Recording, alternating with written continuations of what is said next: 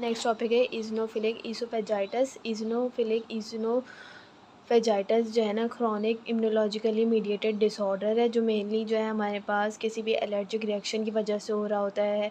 Atopic dermatitis, allergic rhinitis, asthma, या फिर किसी भी पेशेंट को जो है किस पर्टिकुलर फूड से एलर्जी होती है, जैसे सोयाबीन से, किसी को एलमंड से, पिस्ता वगैरह से एलर्जी होती है, तो उससे हमारे पास इज़नोफिलिक ईसोफेजाइटिस कॉज करवा देती है। ठीक है, बेसिक हम इसमें जो हमारे पास ज़्यादा जो सिम्टम्स आते हैं ना, वो गर्ड लाइक सिम्टम्स आते हैं, गैस्ट्रोएसोफेजियल रिफ्लक्स डिजीज़ के जो सिम्टम्स है उससे मिलते जुलते सिम्टम्स आते हैं। तो हम इनको डिफ्रेंशिएट कैसे करेंगे, एंडोस्कोपिकली हम लोग ये देखेंगे कि जो अपर और मिड पोर्शन है ना हमारे पास ईसोफेगस, उसमें हमें रिंग्स मिलेंगे ईज़नोफिलिक ईसोफेजाइटिस में, जबकि गढ़ में ऐसे कोई रिंग्स नहीं मिलेंगे। ठीक है, बस इसमें इतनी सी बात है याद रखने वाली।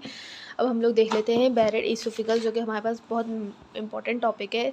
बैरेट ईसोफिगस, बैरेट ईसोफिगस में क्या होता है, बेसिकली हमारे पास जो लोअर पूरे, एक तो ईसोफिगस के हमारे पास सबसे पहले एपिथीलियम कौन सी होती है, स्ट्रेटिफाइड स्क्वैमस एपिथीलियम होती है, नॉन केराटिनाइज्ड वाली। ठीक है, जब अब हमारे पास क्रॉनिक गर्ड होता है ना, क्रॉनिक गर्ड हमारे पास क्या, क्रॉनिक गर्ड होगा तो हमारे पास उसकी एक कॉम्प्लिकेशन होगी कि अगर गर्ड जो है क्रॉनिकली होता जा रहा है तो वो चेंज कर देगा बैरेट ईसोफिगस में।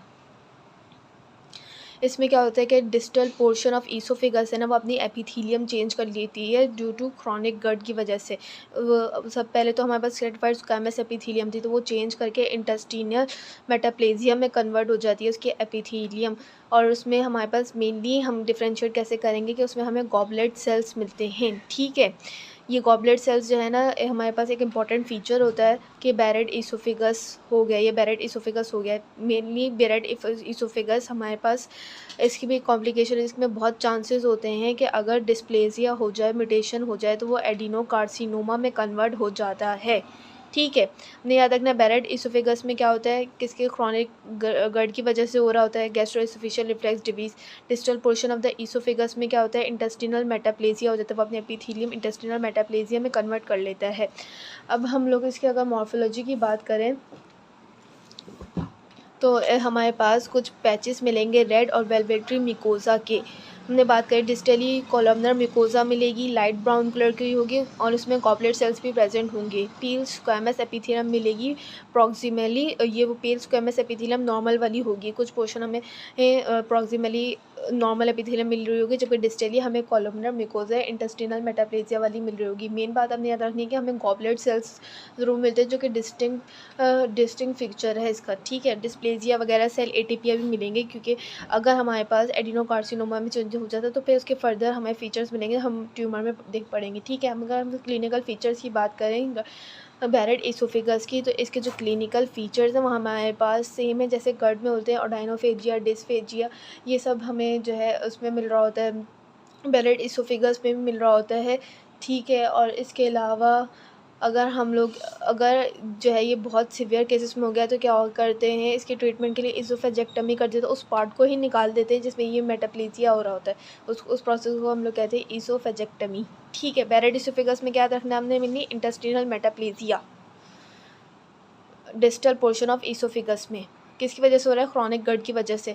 अब हम लोग बात कर लेते हैं ईसोफिजियल ट्यूमर्स की। हम लोग मेनली दो ट्यूमर्स की बात करते हैं, एडिनोकार्सिनोमा और स्क्वैमस सेल कार्सिनोमा। एडिनोकार्सिनोमा, मैंने आपको इसमें बताया कि एडिनोकार्सिनोमा किसकी वजह से हो रहा है, बैरेट ईसोफिगस की वजह से एडिनोकार्सिनोमा हो रहा है। बैरेट ईसोफिगस की वजह से कैसे एडिनोकार्सिनोमा हो रहा है, यहाँ पे हमारे पास कोई भी डिस्प्लास्टिक चेंजेस होती है बैरेट ईसोफिगस के बाद, डिस्प्लास्टिक चेंजेस होती हैं, कोई भी जेनेटिक म्यूटेशंस की वजह से एडिनोकार्सिनोमा में बैरेट ईसोफिगस कन्वर्ट हो जाता है। ठीक है, अब ये जेनेटिक, ये हमने फिर क्या कहा हमने, एडिनोकार्सिनोमा जेनेटिक चेंजेस भी हैं इसके अंदर और एपिजेनेटिक एनवायरमेंटल चेंजेस भी हैं। एपिजेनेटिक से बैरेट ईसोफिगस आ गया क्रॉनिक गट की वजह से, और जेनेटिक हमारे पास चेंजेस में, जेनेटिक चेंजेस में हमारे पास जैसे P53 की म्यूटेशन हो गई, P16 की म्यूटेशन हो गई, साइक्लिन डी की म्यूटेशन हो गई, RB जीन की म्यूटेशन हो गई, इन सब जीन्स की म्यूटेशन की वजह से, प्लस जब बैरेट ईसोफिगस की वजह से बैरेट इसोफिगस और ये जेनेटिक म्यूटेशंस की वजह से दोनों मिलके हमारे पास एडिनोकार्सिनोमा करवा देती हैं, ठीक है।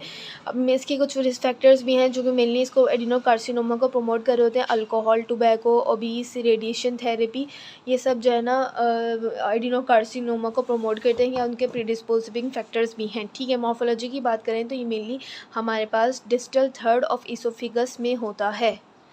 हमने distal third of the oesophagus में होता है। इसके जो ये अराइज कैसे होता है, इसके फ्लैट और रेस्ड पैचेस होते हैं, लार्ज एक्सोफेक्टेड मासेस की तरह ये पहले प्रेजेंट करता है, मैनिफेस्ट करता है, और फिर इन्फिल्ट्रेशन भी हमें मिलती है क्योंकि कार्सिनोमा है तो इन्फिल्ट्रेशन तो बाद मिलेगी। और म्यूसिन भी बहुत सारा मिलता है और गॉबलेट्स म्यूसिन प्रोडक्शन ज़्यादा मिलती है हम लोग को इसमें, ठीक है। क्लिनिकल फीचर्स की बात करें तो हमें पेन या फिर डिफ़िकल्टी इन स्वेलिंग मिलती है, मतलब डिस्फेजिया और डायनोफेजिया मिलता है, वेट लॉस मिलता है, चेस्ट पेन मिलती है, वोमिटिंग, और मेनली ये जो है ना हमारे पास सबम्यूकोजल लिम्फेटिक वेसल्स को इन्वेट करते हैं। ये तो बात हो गई हमारे पास क्लिनिकल फीचर्स की। उसके बाद हम लोग बात कर लेते हैं स्क्वैमस सेल कार्सिनोमा का। Squamous cell carcinoma more common है as compare to the adenocarcinoma. Squamous cell carcinoma mainly हमारे पास older than 45 years of age के पीपल में हो रहा होता है और 4 टाइम्स ज़्यादा अफेक्ट करता है फीमेल से, मतलब कि मेल में ज़्यादा होता है।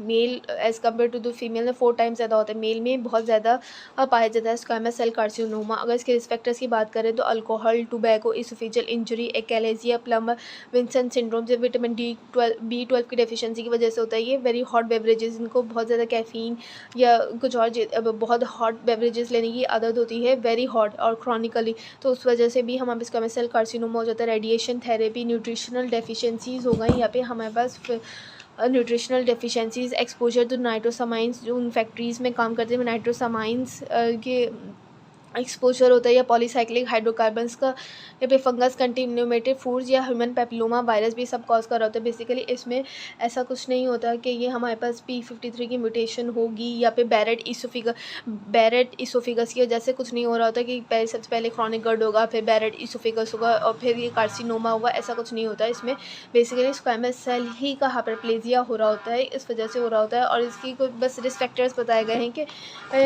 यही रिस्क फैक्टर्स है। ज़्यादातर अल्कोहल और टोबैको यूज़, जो टोबैको का बहुत ज़्यादा यूज़ करते हैं उनमें हो रहा होता है, उनमें स्क्वैमस सेल कार्सिनोमा के चांसेस बहुत ज़्यादा होते हैं।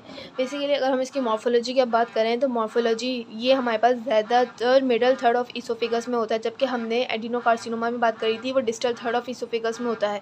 तो ये एक मेन फीचर है, आपने याद रखना है, middle third of the oesophagus में होगा स्क्वैमस सेल कार्सिनोमा, ठीक है। हमें इसमें स्क्वैमस डिस्प्लेसिया मिलेगा, ऑफ कोर्स जाहिर सी बात है। सबसे पहले ही हमें grey white black like thickenings मिलेंगी जो कि हमारे पास ट्यूमर मासेस की तरह ग्रो करेंगी, पॉलीपॉइड भी हो सकती हैं। फिर ये क्या करेंगी, प्रोट्रूड करेंगी मासेस और ऑब्स्ट्रक्ट कर देंगी ल्यूमन को। एक तरीका तो ये हो गया कि मासेस जो है ना एक पार्ट प्रोट्रूड करा और ऑब्स्ट्रक्ट कर दिया इसने ल्यूमन को, और दूसरी तरीके से ये है कि अल्सरेशन या डिफ्यूजली इन्फ्लेटेड लीजन्स फॉर्म करेंगी, मतलब कि या फिर ऐसा होगा कि ये एक पोर्शन है इसोफिगस का, यहाँ से है ना एक मास निकला और फिर इसी ने प्रोट्रूड करके ना पूरे इसोफिगस को ब्लॉक कर दिया, ठीक है। यही तो ये बात हो गई protrude into obstruct the lumen, ठीक है। और दूसरी बात ये है अल्सरेटेड और डिफ्यूजली, इसमें क्या होगा कि चारों तरफ से जो है ना मासेस डिफ्यूज अल्सर्स बनाएंगे और फिर चारों तरफ से मिलके नैरोइंग कर देंगी और ल्यूमन की। यहाँ से सिर्फ एक पार्ट निकल रहा था, इसमें जो है ना हर पार्ट से थोड़ा थोड़ा कंट्रीब्यूट करके ना यहाँ से अल्सर फॉर्म करेगा और फिर इसको ऑब्स्ट्रक्ट करेगा इसोफिगस को, ठीक है। अगर हम क्लिनिकल फीचर्स की बात करें, वही बात आ गई डिस्फेजिया और डायनोफेजिया, एक्सट्रीम वेट लॉस, ये सब जो है ना हमारे पास हो रहा था। इसके अलावा एक्सट्रीम वेट, अगर हम लोग इसकी कॉम्प्लिकेशन की बात करें तो एडिनोकार्सिनोमा हो सकता है, हिमरेज, सेप्सिस वगैरह।